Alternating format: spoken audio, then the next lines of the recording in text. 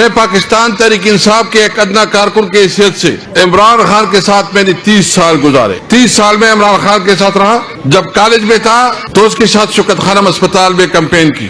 پھر جب پارٹی بنی 1996 میں تو اس کے ساتھ ایز اے ورکر شامل ہوا. 30 سال ایک لمبی جدوجہد ہے اور یقین جانے یہ جدوجہد ہم نے لاشعوری طور پر نہیں کی ہے. میں خود ذاتی طور پر کوئی کرکٹ کرنا کھلاڑی ہوں نہ کرکٹ فین ہوں. میں عمران خان کے ساتھ جو شامل ہوا, عمران خان کا ساتھ دیا تو اس کی نظریے کے لیے دیا, اس کی ویژن کے لیے دیا کہ اس وقت اس نے جو سوچ دی کہ اس پاکستان کو ہم وہ پاکستان بنائیں گے جس میں عوام کی حقوق کی تحفظ ہوگی, جس میں آئین اور قانون کی بالادستی ہوگی اور یہ ملک صحیح معنوں میں ایک ٹرو ڈیموکریسی ہوگی اور جمہوریت اس ملک کا مستقبل ہوگا. اس لیے عمران خان کا ساتھ دیا. کافی اپس اینڈ ڈاؤن آئے لیکن ہم عمران خان کے ساتھ کھڑے رہے, اس لیے کہ وہ واحد لیڈر ہے کہ جس کی دنیا میں رسپیکٹ اور عزت اور احترام ہے.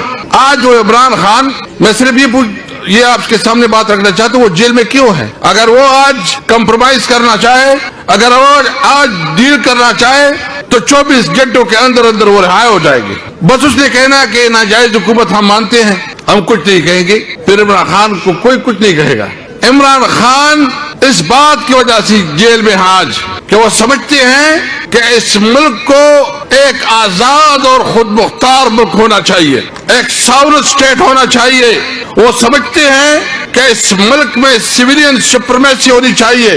وہ سمجھتے ہیں کہ پارلیمنٹ عوام کی صحیح نمائندہ ہو اور وہ پارلیمنٹ بنے جو آپ جس کو ووٹ دے وہ اسمبلی میں پہنچے. ابھی افسوس تو یہ ہے کہ جو 8 فروری کو ہوا, 8 فروری کو صرف عمران خان کے ساتھ ظلم نہیں کیا گیا کہ اس کی حکومت چھینی گئی. 8 فروری کو پاکستانی عوام کے ساتھ ظلم ہوا کہ ان سے ان کا ووٹ کا حق چھینا گیا. ووٹ عمران خان کو ملا, 182 قومی سیٹیں جیتی. پوری کراچی میں 22 قومی سیٹیں ہیں, 21 پی ٹی آئی نے جیتی ہے. ہم اپنی صوبے میں اپنی حکومت بنا سکتے تھے. پوری جی ٹی روڈ پنڈی سے لے کے لاہور تک نواز شریف ایک بھی سیٹ نہیں جیتا ہے اور نواز شریف خود اپنا سیٹ 70,000 لیڈ سے ہارے ہیں ڈاکٹر یاسمین راشد کے اوپر. ووٹ عوام نے ایک کو دیا, اسمبلی میں کوئی اور بیٹھا ہے. عوام نے اقتدار اور حکومت عمران خان کے حوالے کی, وہ جیل میں ہے. اور جس کو جو باپ بیٹی اور چچا جس کو انہوں نے شکست دی عوام نے مسترد کیا, کوئی وزیر اعلیٰ ہے اور کوئی پرائم منسٹر ہے. کیا یہ اس طرح ملک رہنا ہے؟ اگر اس ملک میں اس طرح رہنا ہے کہ آپ کی ووٹ کی حیثیت نہیں ہے تو پھر آپ بتائیں کہ کیا اس ملک میں اس قانون اور آئین کا کوئی احترام ہو سکتا ہے؟ میں صرف ایک بات پوچھنا چاہتا ہوں, اس اسمبلی نے جتنی قانون سازی کی ہے, 26ویں آئینی ترمیم, 27ویں آئینی ترمیم, دیگر جتنے قوانین پاس کیے ہیں, ایک بھی قانون ایسے بتائے جس میں عوام کے لیے کوئی ریلیف ہو, جو عوام کے فائدے کے لیے ہو, جو عوام کی بلائی کے لیے ہو. جتنے قانون سازی ہوئی ہے وہ صرف اسٹیبلشمنٹ کے لیے اور جو اشرافیہ ہے اس کے فائدے کے لیے ہے. ایک بھی بتائے کیا ہم نے غلاموں کی طرح زندگی گزارنی ہے؟ کیا ہم ریڑھ بکریوں کی طرح زندگی گزاریں گے یا ہم ایک آزاد قوم کی حیثیت سے اپنی زندگی گزاریں گے؟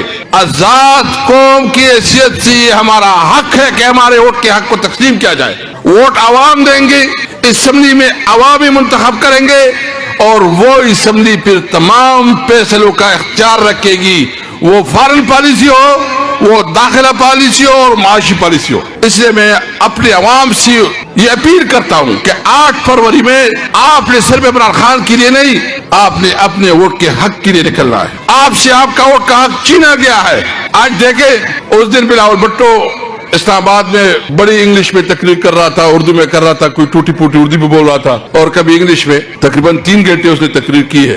میں تو کچھ نہیں دیکھا, میں تو کراچی آیا ہوں, کراچی میں ٹوٹی پوٹی سڑکیں دیکھی ہے. میں سندھ آیا ہوں, میں نے پوچھا بھی کہ یہ سندھ یہ گاؤں ہے یونیورسٹی, تو مجھے بتایا گیا کہ یہ تو ٹاؤن ہے. میں مقابلہ کہتا ہوں کہ آئے میں جس گاؤں سے تعلق رکھ رہا ہوں اس گاؤں کا اور آپ کے ٹاؤن کا مقابلہ کرے. یہاں جس طرح روڈ ہے, جس طرح بجلی کا نظام ہے, جس طرح کھیتوں کے لیے پانی نہیں ہے, جس طرح ہمارے زمیندار ہمارے جو کسان ہیں اس کا استحصال ہوتا ہے, جو مزدوروں کا استحصال ہوتا ہے, جو بے روزگاری ہے, جو معاشی بدحالی ہے, ملک معاشی طور پر فیل ہوتا جا رہا ہے. اور خاص کر کراچی اور سندھ کی جو صورتحال ہے, مجھے سمجھ نہیں ہے کہ یہ وہ حکومت ہے, وہ لوگ ہیں जिसको आवाम ने मुंतखब किया है। ये वजह होती है। इस तरह आप देखें कि इस वक्त तमाम इकाइयों में बेचैनी है।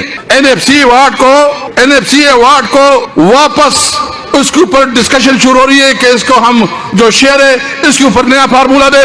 ये अगर आप वैसे भी, कल मैंने ट्वीट भी किया, हमारे सूबे के न नेट टाइटल प्रॉपर्टी दे रहे हैं, न एनएफसी में जो हमारा शेयर है वो दे रहे हैं। इवन जो इनका AIP एक प्रोजेक्ट है जिसमें 40 बिलियन रुपए रहते हैं, वो भी शहबाज शरीफ जो है ना अपने पांव के नीचे रख रहे हैं। आप एक सूबे को तो सब कुछ दे रहे हैं, लेकिन वो छोटी सूबी जिसकी ऐसी भी एहसासी महरूमी है, उसको आप बुनियादी जो जरूरियात है उससे महरूम रख रहे हैं। सिंध में बेचैनी है, बलूचिस्तान में बेचैनी है, खैबर पख्तूनख्वा में बेचैनी है। आपके एक बॉर्डर पे आपकी दुश्मन है, आपने दूसरी बॉर्डर को भी दुश्मन बना दिया।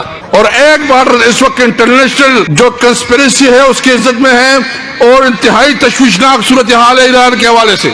और खैबर पख्तूनख्वा और बलूचिस्तान में इंसर्जेंसी चल रही है। इस हालत में दानाई का तकाजा है, हमने मुतालिबा किया है कि इस हालात पे फौरी तौर पर जॉइंट सेटिंग बुलाई जाए और जो रीजनल कंट्रीज है अगर इनके तनाज़ात है उनके हल के लिए डिप्लोमेटिक चैनल इस्तेमाल किया जाए। रीजनल ममालिक जो है उनको आपस में बिठा के उनके साथ मशवरे से एक कलेक्टिव स्ट्रेटेजी बनाई जाए ताकि यहाँ कारोबार बढ़े, यहाँ रोजगार बढ़े, यहाँ तिजारत को मौका मिले, यहाँ अमन आए। हमें अमन चाहिए, हमें रोजगार चाहिए, हमें तालीम चाहिए। हम किसी सूरत में अपने मुल्क में बदअमनी नहीं चाहते। मुझे कोई बताए, इस मुल्क का बाशिंदा मैं हूँ, इस मुल्क का स्टेक होल्डर मैं हूँ, इस मुल्क में जिंदगी मैंने गुजारनी है, मेरे बच्चों ने गुजारनी है, और फैसले कोई और करे। फैसले बंद कमरे में हो, हमें बंद कमरों में फैसले मंजूर नहीं है। हम आपके पास आए हैं और आपसे माशाल्लाह ज़ैन शाह साहब और आपकी पार्टी की जो कमिटमेंट है अपनी दरसी से, इस अपनी जमीन से, इस सिंध से हम इसको खराज तहसीन पेश करते हैं। लेकिन आए मिलके इस तहरीक तहफ़्फ़ुज़ आइन के तहत अब इस मुल्क में कानून और आइन की हुक्मरानी कायम करें। आए मिलके इस मुल्क से वो कुव्वतों का खात्मा करे जो जमहूरियत की दुश्मन हो। हम इस मुल्क में 1973 के आइन को वापस बहाल चाहते हैं। हम जो सूबाई हुकूक है इसमें छोटी सूबों की जो तहफ़्फ़ुज़ात है उसका खात्मा चाहते हैं और सही मानों में छोटी सूबों को अपना बुनियादी हुकूक देना चाहते हैं। हम समझते हैं कि जो कराची और सिंध के साथ जुल्म हो रहा है और जिस तरह कराची की जो उनके वसाइल है उस पर नाजायज तौर पर कब्जा किया गया है और चंद माफिया और चंद लोग अपनी घरों में खुशियां मना रहे हैं और गरीब से गरीब तर होता जा रहा है। इंशाअल्लाह ताला इसके खिलाफ एलायंस काम करेगा आपके साथ। ये हमारा अहद है। जब इंशाअल्लाह ताला इमरान खान हुकूमत में आएगा तो सिंध को अपनी बुनियादी जो महरूमी खात्मा करेगा और इस सिंध को वो बुनियादी और कराची को वो तमाम वसाइल देंगे जो आप लोगों के मुतालिबे हैं। मैं आखिर में ये कहूंगा कि इंशाअल्लाह ताला 8 फरवरी को हमने ऐलान किया हुआ है। हम आप सबसे रिक्वेस्ट करते हैं कि इसमें भरपूर हिस्सा लेना है। तमाम ताजरों से रिक्वेस्ट है कि उस दिन अपनी दुकानें बंद करें। तमाम ट्रांसपोर्टर से रिक्वेस्ट है कि उस दिन अपनी गाड़ियां अपने गैराज में रखे और आप सब ने निकलना है और ऐलान करना है कि पाकिस्तान में जमहूरियत होगी, हमारे वोट का एहतराम और इज्जत होगा और मुल्क में सिविल सुपरमेसी होगी और वो पार्लियामेंट होगा जो पार्लियामेंट सही मानों में अवाम की नुमाइंदा पार्लियामेंट होगी। पाकिस्तान जिंदाबाद।